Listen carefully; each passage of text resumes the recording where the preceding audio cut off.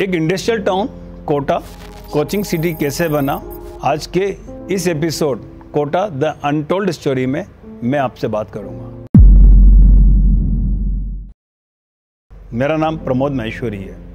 चलिए मैं आपको मेरे बचपन में ले जाता हूँ। मैं कोटा में ही पैदा हुआ और मेरी पढ़ाई कोटा में हुई। जब मैं स्कूल में था तब की ये घटना बताता हूँ। बात 1986 की है। एक दिन सुबह सुबह न्यूज़पेपर में खबर आई कि कोटा के एक स्टूडेंट को किसी एग्ज़ाम में फर्स्ट रैंक लाने के लिए 1 लाख रुपए का कैश रिवॉर्ड मिला है। ये खबर पूरे शहर में फैल गई। इस स्टूडेंट का नाम था संजीव अरोड़ा।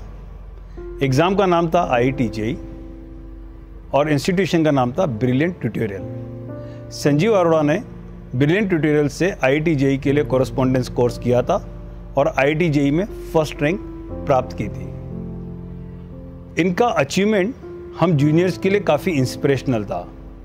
सच बात यह कि हम जूनियर्स को IIT JEE के बारे में समझ संजीव अरोड़ा से ही आई थी। इस क्रम को आगे बढ़ाते हुए आनंद गुप्ता ने 1987 में IIT JEE में टॉप 100 में पोजीशन ली और इसी क्रम को और आगे बढ़ाते हुए 1988 में सुदीप गुप्ता की IIT JEE में ऑल इंडिया 5th रैंक आई। ये वो स्टूडेंट्स हैं जिन्होंने कोटा में IIT JEE की प्रिपरेशन की नींव रखी।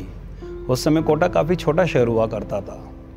कोचिंग की तो कोई बात थी ही नहीं। मिस्टर VK बंसल JK नगर में अपने घर पर स्टूडेंट्स को IIT JEE के लिए मैथमेटिक्स पढ़ाया करते थे। 1989 में मैंने IIT JEE का एग्ज़ाम दिया था। मैंने खुद ने सेल्फ प्रिपरेशन की थी। मैं और मेरे साथ 9 स्टूडेंट्स का 1989 में IIT में सिलेक्शन हुआ था। ये क्रम 1989 के बाद 1990, 91, 92 में 10 से लेकर 15 स्टूडेंट के सिलेक्शन के साथ चलता रहा।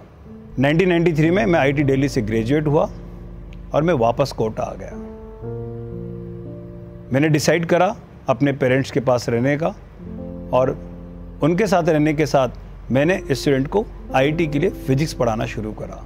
उस समय VK बंसल सर विज्ञान नगर में, जो कि एक क्षेत्र है कोटा में, वहाँ पर अपने घर पर बच्चों को IIT की मैथमेटिक्स पढ़ाते थे। जब मैंने फिजिक्स पढ़ाना शुरू करा तो मेरे पास वो सारे स्टूडेंट आ गए जो बंसल सर के पास मैथमेटिक्स पढ़ा करते थे। मेरे और VK बंसल सर की क्लासेस के टाइम क्लैश हो गए। हम दोनों मिले। हमने मिलकर एक ऐसा टाइम टेबल बनाया कि वो स्टूडेंट मेरी क्लास ख़त्म होने पर बंसल सर के पास जा सकें और बंसल सर की क्लास ख़त्म होने पर मेरे पास आ सकें। करीब 15 मिनट का गैप हम ट्रांजिट के लिए रखा करते थे, क्योंकि मेरा और बंसल सर का एक ही उद्देश्य था, इन बच्चों का सिलेक्शन। हमारा एक दूसरे से कंपटीशन नहीं था। हम 2 डिफरेंट इंस्टीट्यूशंस थे, परंतु साथ में काम कर रहे थे। उसका रिजल्ट आने लगा था। 1994 का जब IIT का रिजल्ट आया तो उसमें कोटा से 15 बच्चों का सिलेक्शन हुआ था। कोटा में एक अच्छा एनवायरनमेंट बनने लगा था। IIT JEE की प्रिपरेशन के 2 इंपॉर्टेंट सब्जेक्ट फिजिक्स और मैथमेटिक्स के लिए 2 व्यक्ति लगातार काम कर रहे थे। जब 1995 का रिजल्ट आया तो कोटा से 51 स्टूडेंट्स का IIT में सिलेक्शन हुआ। इसमें बड़ी बात यह थी कि उन 51 में से 5 स्टूडेंट टॉप 100 रैंक में थे। ये खबर पूरे राजस्थान बल्कि पूरे देश में आग की तरह फैल गई। ये नतीजा था 2 व्यक्तियों का एक ही उद्देश्य से काम करना।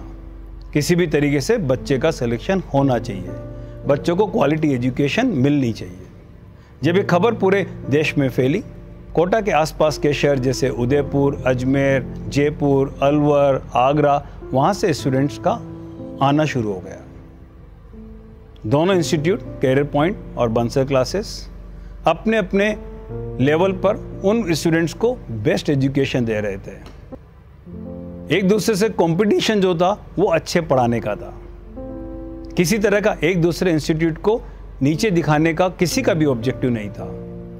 एक ऐसा माहौल बनने लगा कि year after year top ranks आने लगे। बच्चों को एक अच्छा पढ़ाई का माहौल मिलने लगा। जो प्रतिस्पर्धा थी वो एकेडमिक थी, न कि बिजनेस प्रतिस्पर्धा थी। और उसका रिजल्ट स्वाभाविक था कि बच्चों का जो वर्ड ऑफ माउथ है और उनके पेरेंट्स का जो वर्ड ऑफ माउथ है कोटा के लिए, वो पूरे देश में आग की तरह फैलता गया। और उसके बाद पूरे देश से बच्चे कोटा आने लगे और कोटा एक एजुकेशन सिटी के रूप में पूरे देश में एस्टैब्लिश हो गया। यह है कोटा का एक इंडस्ट्रियल टाउन से कोचिंग सिटी बनने का सफ़र। आगे क्या हुआ मैं बात करूंगा आपसे अगले एपिसोड में।